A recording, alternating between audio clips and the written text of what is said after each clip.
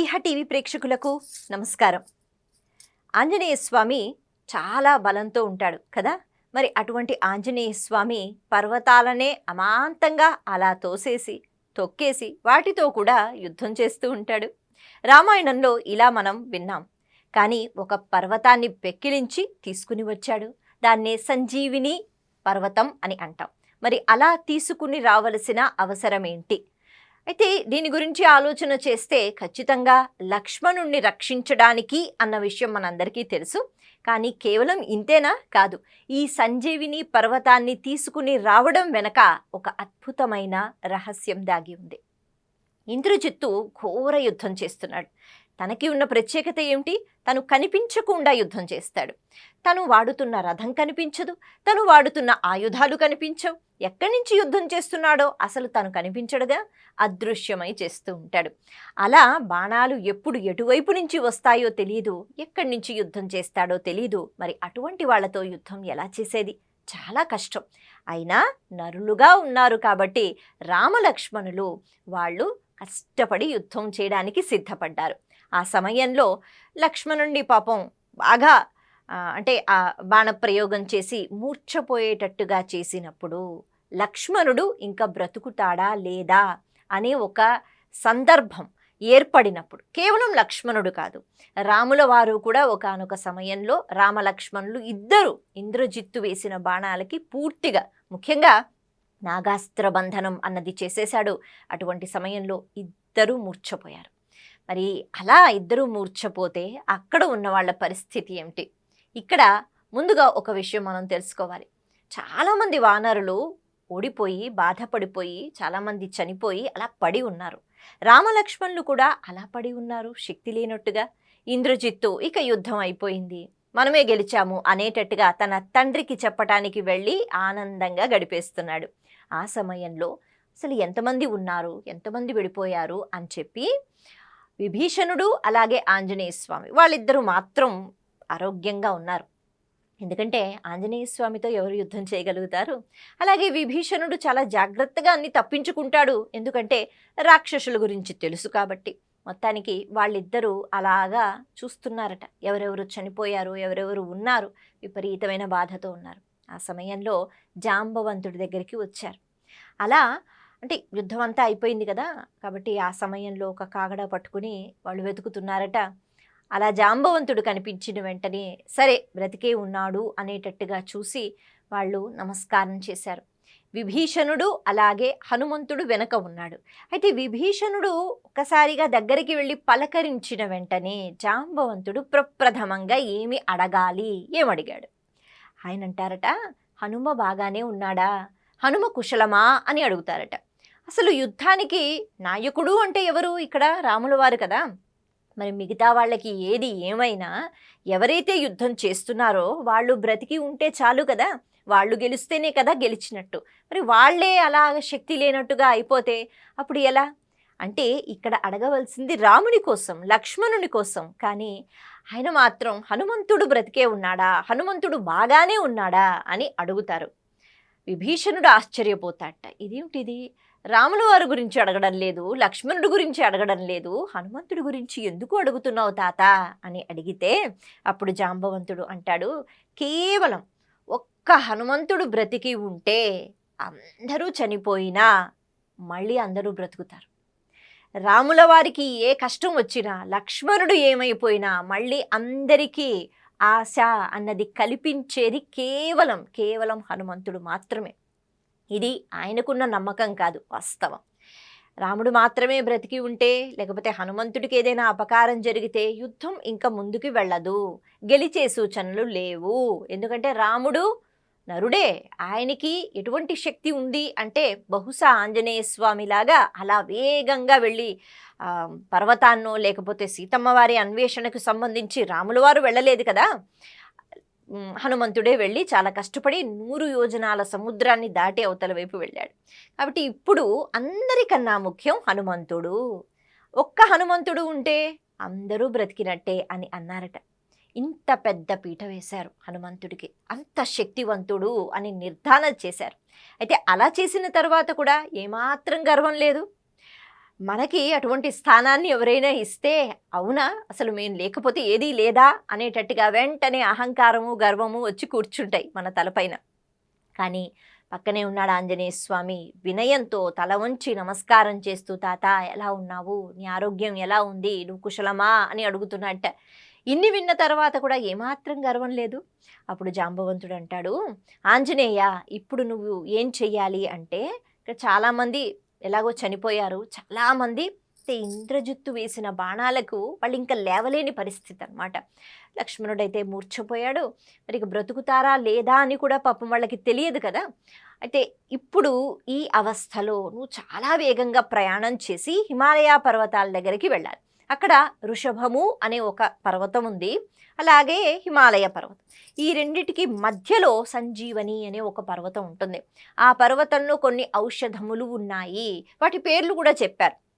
విశల్యకరణి, సంధానకరణి, సావర్ణకరణి, అలాగే మృత సంజీవిని. ఇలా ఈ 4 ఔషధములు అక్కడ ప్రకాశిస్తూ ఉంటాయి. అంటే నీకు ఎలా తెలుస్తాయి అనేటప్పటికీ వాటిలో విశేషమైన ప్రకాశం, శక్తి ఉంటుంది. అవి అలా వెలిగిపోతూ ఉంటాయి. వాటిని తీసుకునిరా, చాలా తొందరగా వెళ్ళు. ఎందుకంటే వీళ్ళందరినీ మనం బ్రతికించాలి, అది నీ వల్ల మాత్రమే సాధ్యమవుతుంది అని జాంబవంతుడు చెప్తే, అప్పుడు ఇలా చెప్పిన వెంటనే ఏమాత్రం గర్వం లేకుండా మళ్ళీ రామకార్యం కోసం ఎంత కష్టపడి 100 యోజనాల సముద్రాన్ని దాటి అవతల వైపుకు వెళ్ళి ఆ భయంకరమైన లంకలో అడుగుపెట్టి రాక్షసుల్ని చాలా చక్కగా ఎదుర్కొంటూ సీతమ్మ వారిని వెతికారో అలాగే హిమాలయ ప్రదేశానికి వెళ్ళిపోయారు. అయితే ఇక్కడ మనం ఊహించుకోవాలి, ఎక్కడ హిమాలయాలు? మన భారతదేశంలో పూర్తిగా అటు పైన ఉంటాయి, అటువైపు ఉంటాయి కదా. మరి ఎక్కడ లంక అంటే పూర్తిగా కిందకి. ఎంత ప్రయాణం చెయ్యాలి, ఎంత వేగంగా చేశాడంటే అంత వేగంగా చేశాడు. మరి అలసిపోలేదా యుద్ధంలో? బాగా అలసిపోయి ఉంటాడుగా. అంత అలసిపోయినా అయ్య బాబోయ్ ఇప్పుడు అంత ప్రయాణం చెయ్యాలా అన్న మాటే లేదు. ఆ కర్తవ్య పాలన అలా ఉంటుంది. కాబట్టి గబగబా వెళ్ళిపోయాట, వేగంతో వెళ్ళిపోయాడు. ఎందుకంటే ఇప్పుడు ఖచ్చితంగా అవి తీసుకుని రావాలి, వాటి అవసరం ఉంది. అయితే అక్కడికి వెళ్ళిన తర్వాత పర్వతం అయితే కనిపిస్తోంది, కానీ ఆ ఔషధులు ఏవైతే ఉన్నాయో అవి దాక్కుంటున్నాయట. కారణం ఏమిటి అంటే అవి కూడా అహంకారంతో ఉన్నాయి. మేము కనిపించకపోతే ఏమవుతుంది, మేము కనిపించకుండా ఉంటాం, మేము వాళ్ళకి ఉపయోగపడం అనేటట్టుగా అహంకారంతో అవి దాక్కుంటున్నాయట. ఎందుకంటే వాటికి ప్రకాశం ఉంటుంది కదా, అలా దాక్కుంటున్నాయి. మరి ఇప్పుడు దాక్కుంటే అవి వెలగవు, అవి కనిపించవు. అలా కనిపించకపోతే ఆంజనేయ స్వామికి ఎలా తెలుస్తుంది పాపం అవి ఔషధి మొక్కలు ఎక్కడ ఉన్నాయో? ఇప్పుడు చూసేట.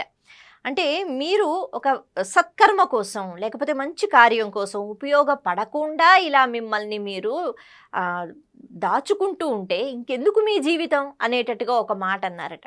సరే మీకు ఎలాగో బుద్ధి రాదు, నేను ఒక పని చేస్తాను అని చెప్పి తన చేతితో ఏకంగా మొత్తం ఆ సంజీవిని పర్వతాన్ని పెక్కిలించి కింద నుంచి తీసుకుని వచ్చేశాడు.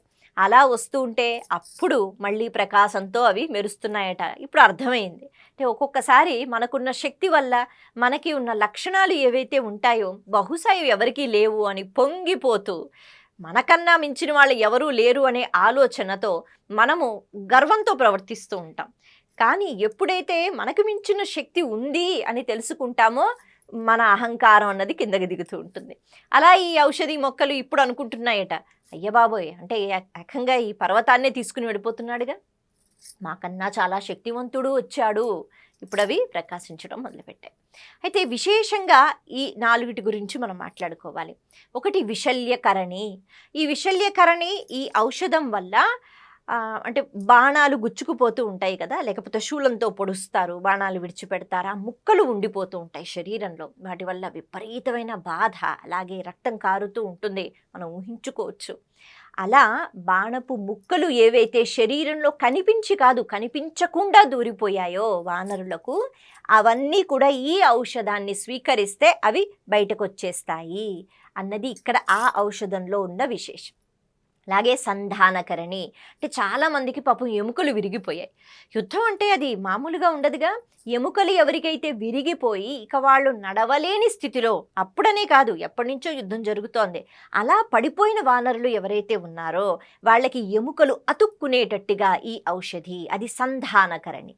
ఇక సావర్ణకరణి అనేటప్పటికీ పూర్తిగా రంగు మారిపోయి శక్తిహీనులైపోయి మృత్యువుకి సమీపంగా ఉంటారు. వాళ్ళకి మృత్యువు రాలేదు, కానీ మృత్యువుకి సమీపంగా ఎవరైతే ఉన్నారో, బాగా రక్తం పోయి శరీరంలో శక్తి పోయి అవయవాలని పని చేయకుండా పోయి ఉంటారుగా, యుద్ధం చేసి ఓడిపోయిన వాళ్ళు, అలాంటి వాళ్ళకి పనికొస్తుంది, ఇంకా మృత్యువు రాని వాళ్ళకి. ఇక మృత సంజీవిని అనేటప్పటికీ చనిపోయిన వాళ్ళు కూడా బ్రతుకుతారు. అటువంటి ఔషధి తత్వం అన్నది సంజీవని పర్వతంలో మృత సంజీవనిగా అక్కడ ఔషధం ఉంది. అందుకే జాంబవంతుడు ఇలా చెప్పిన వెంటనే ఈ 4 ఔషధుల్ని ఉపయోగించారు వివిధ రకాలుగా. ఎముకలు విరిగిపోయిన వాళ్ళకి ఒకటి, అలాగే శక్తిహీనులైపోయిన వాళ్ళకి ఒకటి, చనిపోయిన వానరులకి ఒకటి, ఇంకొకటి బాణాలు గుచ్చుకుపోయి బాధతో ఇబ్బంది పడుతున్న వాళ్ళకి ఒకటి. ఈ రకంగా ఇదివరకు చనిపోయిన వానరులందరూ కూడా బ్రతికి కూర్చున్నారట. అంటే ఆంజనేయ స్వామి ఎంత జీవ చైతన్యాన్ని అందరికీ ఇస్తారు తనకు ఉన్న శక్తి ద్వారా, ఇది మనం నేర్చుకోవాలి. అందుకే సంజీవిని పర్వతాన్ని తీసుకుని వచ్చాడు అంటే తెలిసిన విషయమే కదా. లక్ష్మణుడు మూర్చిపోయాడు కాబట్టి తీసుకుని వచ్చాడు, ఔషధులు వాడారు, మళ్ళీ లక్ష్మణుడు లేచి కూర్చున్నాడు అంటే మనమేం నేర్చుకుంటాం? మనకి ఉన్న శక్తుల వల్ల, మనం ఏ ఉపాధిలో ఉంటామో వాటి వల్ల అవతల వాళ్ళకి జీవితాన్ని ప్రసాదించగలగాలి. అంటే ఎప్పుడు ఎవరో ఒకరు చనిపోతున్నారా మనం సహాయం అందిస్తున్నాం అన్నది కాదు. ఇక్కడ జీవ చైతన్యాన్ని అందించే ప్రయత్నం మనం నిత్యం చేస్తూ ఉండాలి అన్న విషయం ఇక్కడ మనం తెలుసుకోవాలి. మనలో ఉన్న మంచి గుణాలు, లేకపోతే విద్య, శక్తులు, ఇవి అవతల వాళ్ళకి ఎంత బాగా ఉపయోగపడుతున్నాయా అని మురిసిపోతూ ఆ ప్రయత్నంలో మనం ఉండాలి. ఎందుకంటే కేవలం ఆంజనేయ స్వామికి మాత్రమే ఆ శక్తి ఉంది, తాను ఒక్క అడుగు వెనక్కి వేసి ఉంటే గనక ఇదంతా సాధ్యమయ్యేది కాదు. అలా కోట్ల మంది వానరులు చనిపోయారట, వాళ్ళందరూ లేచి కూర్చున్నారు. వాళ్ళందరికీ కూడా మళ్ళీ జీవాన్ని పోసింది ఆంజనేయ స్వామి. అందుకే సంజీవిని పర్వతం తేవడము, అక్కడ అందించటము. అయితే ఇక్కడ ఇంకొక విషయం గుర్తుపెట్టుకోవాలి. పర్యావరణాన్ని కాపాడాలి, కాపాడండి అనే నినాదాలు మనం వింటూ ఉంటాం. కానీ ఎప్పటి నుంచో అది ఆంజనేయ స్వామి చేసి చూపించారు. పర్వతాన్ని తెచ్చాం కదా, ఇంత కష్టపడి వచ్చాను, మళ్ళీ ఈ పర్వతాన్ని ఎక్కడ పెడతాను, తీసుకొచ్చాను అక్కడ పడేశాను అన్నట్టుగా కాదు. ఔషధిని తీసుకుని వాటిని ఉపయోగించుకున్న తర్వాత ఆ పర్వతాన్ని మళ్ళీ హిమాలయాల వరకు వెళ్ళి కైలాస పర్వతము, వృషభ పర్వతం మధ్యలోంచి తీసుకొచ్చాడు కాబట్టి అక్కడికి వెళ్ళి పెట్టి మళ్ళీ వచ్చాట. ఎంత కష్టం చూడండి. అంటే అది ఆంజనేయ స్వామి మనకి నేర్పిస్తున్న పాఠం. కాబట్టి అవసరం అయిపోయింది కదా అని ఆ కొండను అలా పక్కన పడేయకుండా దాన్ని మళ్ళీ యథాస్థానంలో పెట్టారు. అది ఆంజనేయ స్వామి యొక్క ఆ స్వరూపము, లేకపోతే గుణాలు అక్కడి నుంచి మనం నేర్చుకోవాల్సిన విషయం. అందుకే సంజీవిని పర్వతాన్ని పెక్కిలించటం అంటే దీని గురించి ఇన్ని విషయాలు మనం తెలుసుకోగలగాలి. నమస్తే.